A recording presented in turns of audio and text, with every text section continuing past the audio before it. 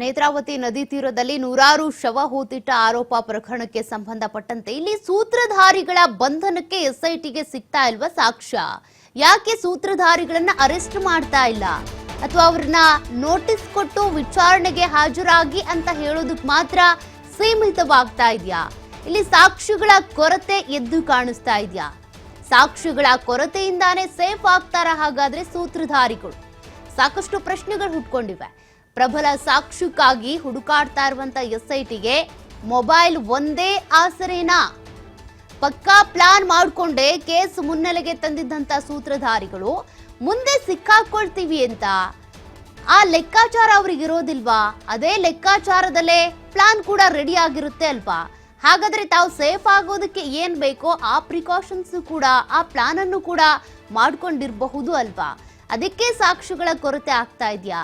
ಬೇರೆ ಸಾಕ್ಷಿಗಳು ಏನೂ ಸಿಗ್ಲಿಲ್ಲ ಅಂತ ಅಂದ್ರೆ ಸೇಫ್ ಆಗ್ಬಿಡ್ತಾರೆ ಈ ಸೂತ್ರಧಾರಿಗಳು ಅಂತ ಚಿನ್ನಯ್ಯ ಕೈ ಕೊಟ್ರೆ ಮುಂದೆ ಏನು ಅನ್ನುವಂತ ವಿಮರ್ಶೆಯನ್ನ ನಡೆಸಿದ್ದಂತ ಟೀಮ್ ಅಂದ್ರೆ ಚಿನ್ನಯ್ಯ ಈಗೇನೋ ನಮ್ಮ ಪರವಾಗಿದ್ದಾನೆ, ಬಟ್ ಮುಂದೆ ಪೊಲೀಸರ ತನಿಖೆ ಫೇಸ್ ಮಾಡುವಂತ ಸಂದರ್ಭದಲ್ಲಿ ಉಲ್ಟಾ ಹೊಡೆದ್ರೆ, ನಮ್ಗಳ ಹೆಸರನ್ನ ಬಾಯಿ ಬಿಟ್ಟಿದ್ದೇ ಆದ್ರೆ ಆಗ ನಾವು ಮುಂದೆ ಏನ್ ಮಾಡ್ಬೇಕು ಅನ್ನೋದ್ರ ಬಗ್ಗೆನೂ ಕೂಡ ಪ್ಲಾನ್ ಮಾಡ್ಕೊಂಡಿತ್ತ ಈ ಸೂತ್ರಧಾರಿಗಳ ಟೀಮ್ ಅಂತೇಳಿ. ಇನ್ನು ಪ್ರಬಲ ಸಾಕ್ಷಿ ಇಲ್ಲ ಅಂತ ಅಂದ್ರೆ ಬಂಧನ ಕಷ್ಟ ಅಂತೇಳಿ ಎಸ್ಐಟಿ ಟೀಮ್ಗೂ ಕೂಡ ಗೊತ್ತು.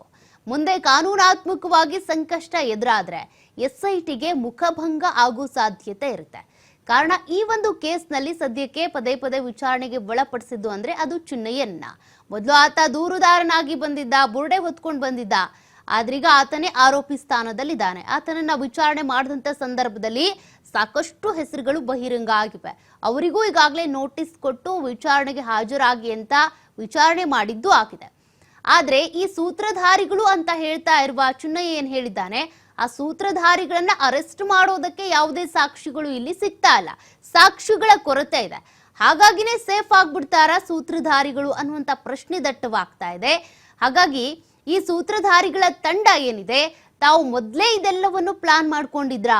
ಚಿನ್ನಯ್ಯ ಏನಾದ್ರೂ ನಮ್ಮ ಹೆಸರನ್ನ ಬಾಯಿ ಬಿಟ್ಟಿದ್ದೇ ಆದ್ರೆ ತಾವೇನ್ ಮಾಡ್ಬೇಕು ಅನ್ನೋದ್ರ ಬಗ್ಗೆನೂ ಕೂಡ ಆಗ್ಲೇ ಪ್ಲಾನ್ ರೆಡಿ ಆಗಿತ್ತಾ ಅಂತ. ಇನ್ನು ಮೊಬೈಲ್ ಅನ್ನು ಕೂಡ ರಿಟ್ರೀವ್ಗೆ ಅಂತ ಕಳುಹಿಸಿ ಕೊಡ್ಲಾಗಿದೆ. ಅದು ತಿಮ್ರೋಡಿ ಅವರ ಫೋನ್ ಇರ್ಬೋದು, ಚಿನ್ನಯ್ಯನ ಫೋನ್ ಇರ್ಬೋದು, ರಿಟ್ರೀವ್ಗೆ ಅಂತ ಕಳುಹಿಸ್ಕೊಟ್ಟಿದ್ದಾರೆ. ಅದರಲ್ಲಿ ಏನ್ ಮಾಹಿತಿ ಸಿಗುತ್ತೆ ಅದೊಂದೇ ಕೂಡ ಆಸರಿನ ಹಾಗಾದ್ರೆ ಎಸ್ಐಟಿಗೆ ಅಂತ. ಬೇರೆ ಏನೂ ಸಾಕ್ಷಿಗಳು ಸಿಗ್ಲಿಲ್ಲ ಅಂದ್ರೆ ಈ ಕೇಸ್ನಲ್ಲಿ ಸಾಕಷ್ಟು ಮುಖಭಂಗ ಆಗ್ಬಿಡುತ್ತೆ ಎಸ್ಐಟಿಗೆ.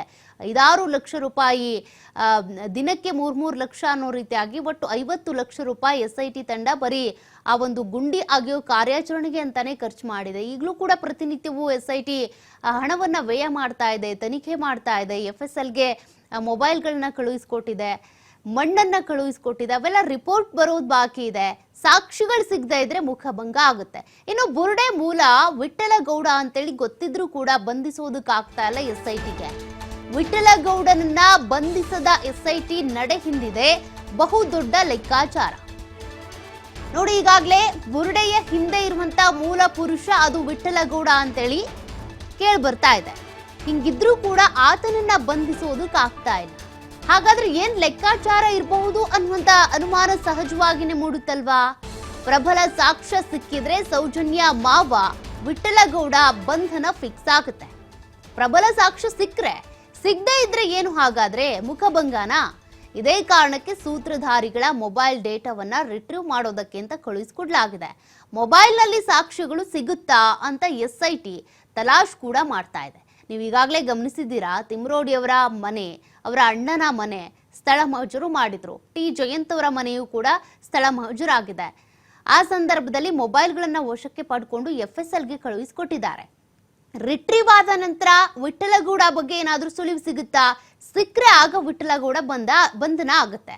ಮತ್ತಷ್ಟು ಡೀಟೇಲ್ಸ್ ಕೊಡ್ತಾರೆ ಪ್ರತಿನಿಧಿ ಆದಿತ್ಯ. ಈಗಾಗಲೇ ವಿಠ್ಠಲಗೌಡ ವಿರುದ್ಧ ಕೇಳಿ ಬಂದಿರುವಂತ ಆರೋಪಕ್ಕೆ ಸಂಬಂಧಪಟ್ಟಂತೆ ಯಾವುದೇ ಸಾಕ್ಷ್ಯಗಳಿಲ್ಲ. ಆ ಸಾಕ್ಷಿಗಳು ಇಲ್ಲದೆ ಇರೋದೇ ಈಗ ಅವರಿಗೆ ಸೇಫ್ ಆಗೋದಕ್ಕೆ ಒಂದ್ ರೀತಿಯಾಗಿ ಸೂತ್ರ ಅಂದ್ರೆ ಒಂದ್ ರೀತಿ ಪ್ಲಾನ್ ಮಾಡೋದಕ್ಕೆ ಅಥವಾ ಸೇಫ್ ಆಗೋದಕ್ಕೆ ಅನುಕೂಲ ಆಗ್ತಾ ಇದೆಯಾ ಅಂತ. ವಿಠ್ಠಲಗೌಡ ಬಂಧನಕ್ಕೆ ಸಂಬಂಧಪಟ್ಟಂತೆ ಎಸ್ಐಟಿ ಸಾಕ್ಷ್ಯ ಕಲೆ ಹಾಕ್ತಿದ್ಯಾ? ಮತ್ತೆ FSL ರಿಪೋರ್ಟ್ಗಳು ಯಾವಾಗ ಬರುತ್ತೆ?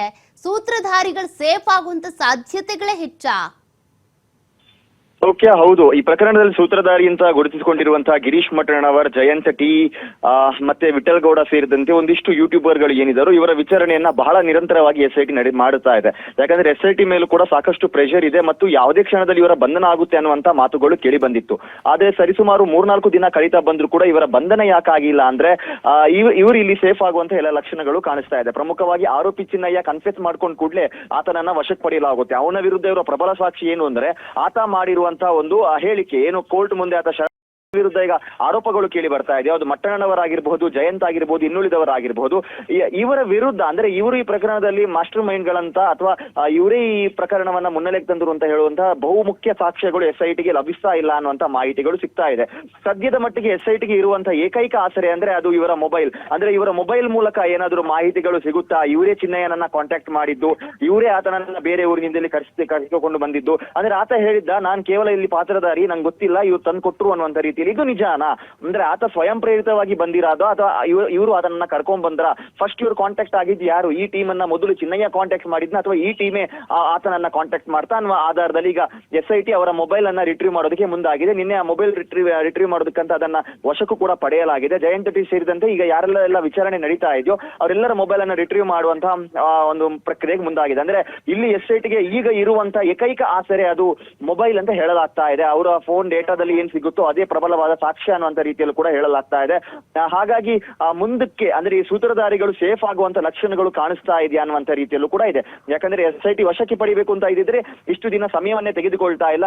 ಅದರಲ್ಲೂ ಕೂಡ ವಿಠಲ್ ಗೌಡ ಸ್ಪಾಟಿಗೆ ಕರ್ಕೊಂಡು ಹೋಗಿ SIT ಅವರನ್ನ ತೋರಿಸಿದ್ದಾರೆ. ಇಲ್ಲಿಂದನೇ ಬುರುಡೆಯನ್ನ ತೆಗೆದುಕೊಂಡು ಬಂದಿದ್ದು ಅನ್ನುವಂತ ರೀತಿಯಲ್ಲಿ. ಹಾಗಾಗಿ ಅವರನ್ನ ಯಾವುದೇ ಕ್ಷಣದಲ್ಲಿ ವಶಕ್ಕೆ ಪಡಿಬಹುದಾಗಿತ್ತು. ಸ್ಟಿಲ್ ಯಾಕೆ ಪಡೆದಿಲ್ಲ ಅಂದ್ರೆ ಪ್ರಬಲವಾದ ಸಾಕ್ಷ್ಯಗಳ ಕೊರತೆಯಿಂದ ಮತ್ತು ಇವರು ಹೋರಾಟಗಾರರಾಗಿರುವಂತ ಕಾರಣದಿಂದಾಗಿ SIT ಯಾವುದೇ ತಪ್ಪು ನಡೆಯನ್ನ ಇಟ್ಟರು ಕೂಡ SITಗೆ ವಾಪಸ್ ತಿರುಗುಬಾಣವಾಗುವಂತ ದೊಡ್ಡ ಪ್ರಮಾಣದಲ್ಲಿ ತಿರುಗುಬಾಣವಾಗುವಂತ ಸಾಧ್ಯತೆ ಇದೆ. ಹಾಗಾಗಿ SIT ಇಷ್ಟು ದಿನ ಕಾದು ನೋಡುವ ಅನ್ನೋ ತಂತ್ರಕ್ಕೆ ಮುಂದಾದ್ರೂ ಕೂಡ ಅದು ಪ್ರಬಲ ಅಂದ್ರೆ ಒಂದು ಒಳ್ಳೆ ಫಲಿತಾಂಶವನ್ನ ಕೊಟ್ಟಿಲ್ಲ ಅನ್ನುವಂತಹ ಮಾಹಿತಿಗಳು ಕೂಡ ಸದ್ಯ ಬರ್ತಾ ಇದೆ. ಮತ್ತು ಮೊಬೈಲ್ ನಲ್ಲೂ ಕೂಡ ಚಿನ್ನಯ್ಯನೇ ಬಹುತೇಕ ಇವರನ್ನ ಕಾಂಟ್ಯಾಕ್ಟ್ ಮಾಡಿದಾನೆ ನೇರವಾಗಿ ಅನ್ನುವಂತ ರೀತಿಯ ಮಾಹಿತಿಗಳು ಕೂಡ ಸಿಗ್ತಾ ಇದೆ. ಅಂದ್ರೆ ಇಲ್ಲಿ ಚಿನ್ನಯ್ಯ ಯೂಟರ್ನ್ ಹೊಡೆದ್ರೆ ಅಂದ್ರೆ ಬಹಳ ಸೂಕ್ಷ್ಮಾತಿ ಸೂಕ್ಷ್ಮ ಪ್ರಕರಣ ಇದು. ಇಲ್ಲಿ ಉದ್ದೇಶಗಳು ಏನಿದ್ರು ಕೂಡ ಅದು SITಯ ತನಿಖೆ ಬಳಿಕವೇ ಗೊತ್ತಾಗಬೇಕಾಗಿದೆ. ಆದ್ರೆ ಚಿನ್ನಯ್ಯ ಅನ್ನುವಂತ ಒಬ್ಬ ವ್ಯಕ್ತಿ ಬಂದು ಈ ತರ ಆರೋಪಗಳನ್ನ ಮಾಡಿದ ಸಂದರ್ಭ ನಾಳೆ ಈತ ಉಲ್ಟಾ ಹೊಡೆಯುವ ಸಾಧ್ಯತೆಗಳು ಇದೆ ಅನ್ನುವಂಥದ್ದು ಕೂಡ ಈ ಟೀಮ್ನವರಿಗೆ ಗೊತ್ತಿತ್ತು, ಅಂದ್ರೆ ಹೋರಾಟಗಾರರಿಗೆ ಗೊತ್ತಿತ್ತು. ಹಾಗಾಗಿ ಇನ್ ಕೇಸ್ ಆತ ಕೈ ಕೊಟ್ರೆ ಮುಂದೇನು ಅನ್ನೋದಕ್ಕೂ ಕೂಡ ಬಹಳ ಸೂಕ್ಷ್ಮವಾಗಿ ಎಲ್ಲವನ್ನ ಕೂಡ ಪ್ಲಾನ್ ಮಾಡ್ಕೊಂಡಿದ್ರು. ಎಲ್ಲವನ್ನ ಕೂಡ ಬಹುತೇಕ ಆತನೇ ಕನ್ಫೆಸ್ ಮಾಡ್ಕೊಂಡಿದ್ದು. ಹಾಗಾಗಿ ಆತನ ಮೂಲಕವೇ ಎಲ್ಲಾ ಪ್ರಕ್ರಿಯೆಗಳು ಕೂಡ ನಡೆದಿತ್ತು ಅನ್ನುವಂತ ಮಾಹಿತಿ ಇದೆ. ಮತ್ತು ಈ ಬಂಗ್ಲಗುಡ್ಡ ಕಾಡಿನಿಂದ ಆತ ಬುರುಡೆ ತಂದಿದಾನ ಇಲ್ವಾ ಅನ್ನುವಂಥದ್ರ ಬಗ್ಗೆ ಕೂಡ SITಗೆ ಸ್ಪಷ್ಟವಾಗಿ ಮಾಹಿತಿ ಅಂದ್ರೆ ಈ ಟೀಮೇ ಅದನ್ನ ತರಿಸ್ತು ಅಥವಾ ಇವರೇ ಹೋಗಿ ತೆಗೆದುಕೊಂಡು ಬಂದ್ರು ಅನ್ನೋದಕ್ಕೂ ಕೂಡ ಸ್ಪಷ್ಟವಾದ ಸಾಕ್ಷ್ಯಗಳು ಸಿಗ್ತಾ ಇಲ್ಲ ಅನ್ನುವಂತ ಒಂದು ಮಾಹಿತಿ ಕೂಡ ಇದೆ. ಇದೇ ಕಾರಣಕ್ಕಾಗಿ ಮಹಜರು ಪ್ರಕ್ರಿಯೆ ಕೂಡ ದಿನದಿಂದ ದಿನಕ್ಕೆ ವಿಳಂಬವಾಗ್ತಾ ಇರೋದು. ಸತ್ಯ. Okay, thank you Aditya ಡೀಟೇಲ್ಸ್ಗೆ.